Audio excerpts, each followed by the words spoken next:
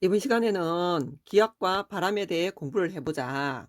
기압이라 함은 공기의 압력으로 공기가 단위 넓이에 작용하는 힘을 기압이라 하고, 이때 기압의 방향은 위에서 아래로만 작용하고 있는 게 아니라 기압의 방향은 동서남북 사방 팔방 모든 방향으로 작용하고 있다.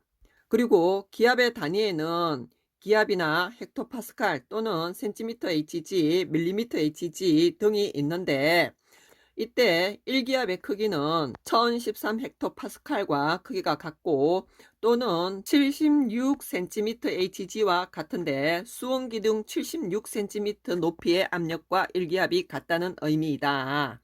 76cm는 760mm로 760mmHg와 같고, 물기둥 10m의 압력이 1기압과 같게 된다. 공기층은 1000km가 되어야 1기압이 된다. 이때 위로 올라갈수록 공기의 양이 감소하기 때문에 기압 또한 감소하게 된다. 이렇게 기압이 작용하고 있는데, 우리가 기압을 못 느끼는 이유는 기압과 같은 크기의 압력이 몸속에서 외부로 작용하고 있기 때문에 우리는 기압을 느끼지 못하고 살아가고 있다. 그리고 기압의 방향은 모든 방향이라고 했는데, 기압이 모든 방향으로 작용하고 있기 때문에 나타나는 현상을 살펴본다면, 신문지를 펼쳐 자로 빠르게 들어 올리면 기압에 의해서 쉽게 들어 올려지지 않는 걸 느낄 수 있다. 그리고 뜨거운 물이 담긴 플라스틱 병을 얼음물에 넣으면 플라스틱 병이 기압에 의해서 무작위로 찌그러지는 걸 볼 수 있다.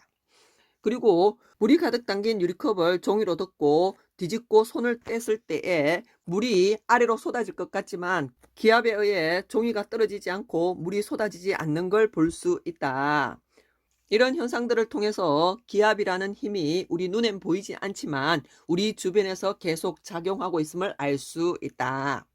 이렇게 우리 주변에 기압이 작용한다는 사실을 알고 제일 먼저 기압을 측정해 보신 분이 토리첼리라는 분인데, 토리첼리라는 분께서는 수원을 이용해서 기압을 측정하게 된다. 길이 1m의 유리관에 수온을 가득 채운 후 수온이 가득 담긴 수조에 거꾸로 세웠을 경우에 수온 기둥이 내려오다가 76cm 높이에서 수온 기둥이 더 이상 내려오지 않고 멈추게 된다는 거지. 이때 수온 기둥이 멈춘 이유는 수온 기둥의 압력과 수온 면에 작용하는 기압이 같아졌기 때문에 수온 기둥이 더 이상 내려오지 못하고 멈추게 된다.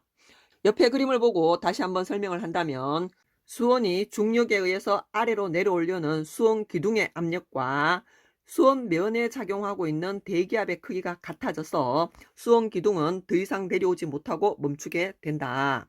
이때 대기압이 1기압이라면 수온 기둥의 높이는 76cm가 되고, 수온이 빠져나간 위쪽 시험관의 이쪽 부분은 진공 상태가 된다는 사실을 알아두자. 그리고 이때 만약 대기압의 크기가 증가하게 되면 수온 면을 세게 누르게 되고, 그러면 수온 기둥의 높이가 높아지게 된다. 반면 대기압이 작아지게 되면 수온이 아래로 내려와서 기둥의 높이는 낮아지게 된다. 그래서 대기압이 증가하게 되면 수온 기둥의 높이는 높아지게 된다. 그리고 이 실험을 할 때 유리관의 굵기와 기울기는 상관이 없다. 같은 장소이면 유리관의 굵기와 기울기에 상관없이 H1과 H2, H3 높이가 같다는 걸 확인할 수 있다. 그리고 산 위에 올라가서 같은 실험을 반복하게 된다면, 산 위에 올라가게 되면 공기의 양은 감소하게 되고 기압도 감소하게 되고, 그래서 수온 기둥의 높이가 낮아지게 된다. 이렇게 해서 토리첼리가 수온 기둥을 이용해서 기압을 어떻게 측정했는지 알아봤다. 온도계도 온도가 높아지면 눈금이 높아지듯이 수온 기둥 역시 기압이 높아지면 수온 기둥의 높이가 높아진다는 사실을 기억하고 있자. 이어서 기압의 변화에 대해 알아본다면, 먼저 높이에 따른 기압의 변화를 보면 높이 위로 올라갈수록 공기의 밀도가 감소한다고 했다.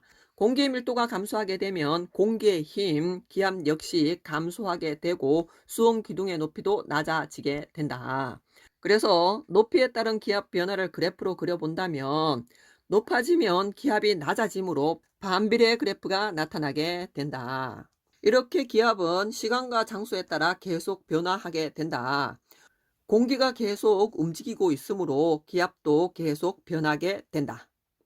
이때 높이 올라갈수록 기압이 낮아진다고 했는데, 높이 올라갈수록 기압이 낮아지기 때문에 나타나는 대표 현상을 살펴본다면, 풍선을 놓치면 위로 올라가게 되는데, 위로 올라갈수록 기압이 낮아져서 풍선의 부피는 커지고 더 올라가게 되면 풍선은 터질 수 있다.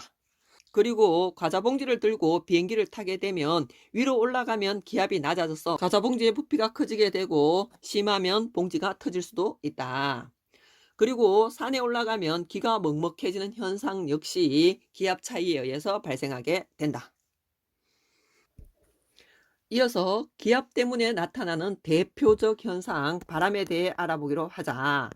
바람의 생성 원인은 기온 차이에 의해 생긴 기압 차이 때문에 바람이 생성되게 된다. 이때 바람의 방향은 물이 높은 곳에서 낮은 곳으로 흐르듯이 기압 역시 기압이 높은 고기압에서 저기압 쪽으로 바람이 불게 되고, 이때 바람의 세기는 두 지점의 기압 차이가 클수록 바람이 강하게 된다. 자, 이렇게 바람이 불 때 풍량과 풍속에 대해 살펴보고 간다면, 풍량이라 함은 바람이 불어오는 방향을 풍량이라 한다. 불어가는 방향이 아니라 불어오는 방향을 풍량이라 한다는 걸 주의해 주시고, 풍량은 동서남북 방위표를 반드시 정확하게 확인을 하시고, 그런 다음 주의할 거는 동쪽과 북쪽 사이에 부는 바람을 얘기할 때는 동북풍이 아니라 북동풍이라고 한다. 풍량을 얘기할 때는 남쪽과 북쪽을 먼저 얘기한다는 사실을 기억을 하자.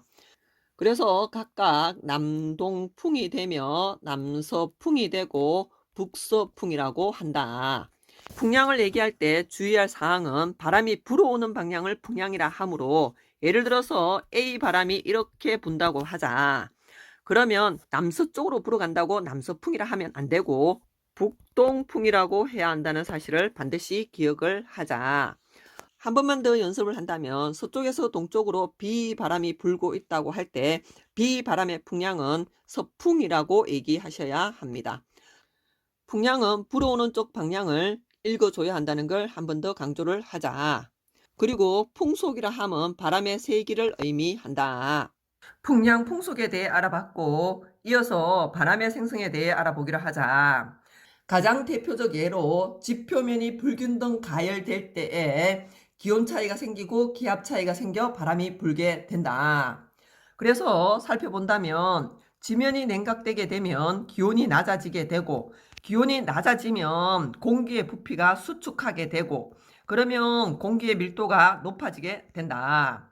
그렇게 되면 하강 기류가 생기게 되고, 하강 기류가 생겨 공기들이 모여들게 되면 고기압이 생성된다. 거기에 반해 지표면이 가열될 경우에는 기온은 높아지게 되고, 기온이 높아지면 따뜻한 공기는 분자 운동이 활발해서 공기의 부피가 팽창하게 되고, 그렇게 되면 공기의 밀도는 낮아지게 되고, 밀도가 낮아지면 공기들은 위로 올라가게 되고 상승 기류가 생성된다.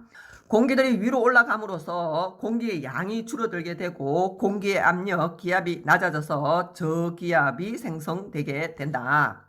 이렇게 기압 차이가 생기게 되면 고기압에서 저기압으로 바람이 불게 된다. 우리는 앞으로 고기압은 대문자 H로 나타내고 저기압은 소문자 L로 나타내기로 하자. 그래서 바람은 고기압에서 저기압으로 불게 된다.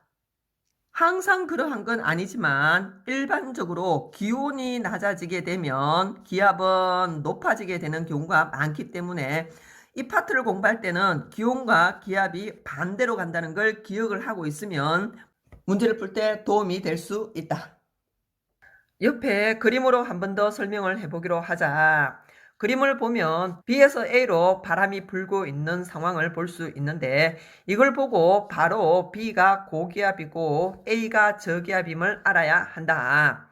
또는 A에서 상승 기류가 발달된 모습을 보고 따뜻한 공기가 위로 올라간다는 사실은 알고 있으리라 본다.